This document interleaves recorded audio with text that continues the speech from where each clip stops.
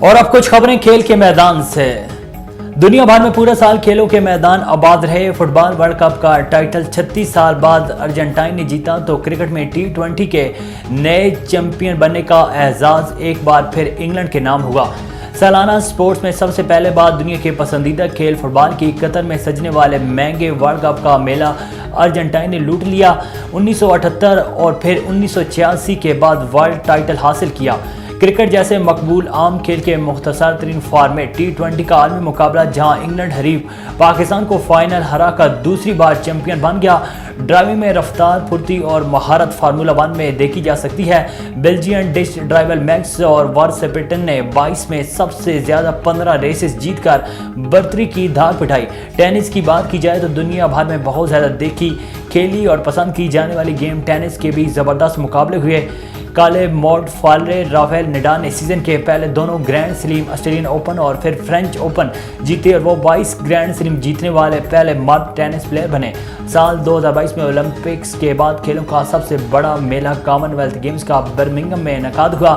Australia 66 gold سمیت 178 medals کے ساتھ نمبر 1 رہا۔ ترکی کے صدر رجب طیب اردوان نے کہا ہے کہ رونالڈو کو ورلڈ کپ میں سیاسی پابندی کا نشانہ بنایا گیا تھا کیونکہ انہوں نے پرتگالی فٹ بالر کا موازنہ لیونل میسی سے کیا تھا۔ غیر ملکی خبر رساں ادارے کی رپورٹ کے مطابق ترک صدر نے مشرقی صوبہ ایرزروم میں ایک تقریب سے خطاب کے دوران کہا ہے کہ انتظامیہ نے رونالڈو کو برباد کر دیا۔ بدقسمتی سے انہوں نے رونالڈو پر سیاسی پابندی عائد کر دی ہے۔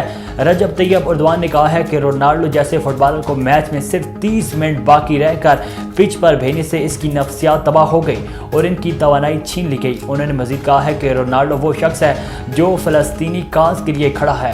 نیوزی لینڈ کے خلاف کراچی ٹیسٹ میچ میں سرفراز احمد کی کارکردگی پر سابق کپتان شعیب ملک نے قومی ٹیم کے چیف سلیکٹر شاہد افریدی کو مشورہ دیا ہے کہ 4 سال بعد ٹیسٹ ٹیم میں واپسی کرنے پر سرفراز احمد 86 رنز بنا کر اعجاز پٹیل کا شکار ہو گئے۔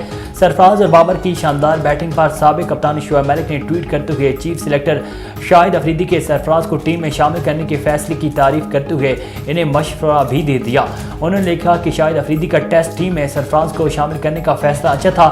میرا مشورہ ہے کہ white ball cricket world cup قریب ہے، اس لیے سرفراز کو ون ڈے ٹیم میں بھی شامل کیا جائے، وہ مڈل اوورز میں کافی فائدہ مند ثابت ہوں گے۔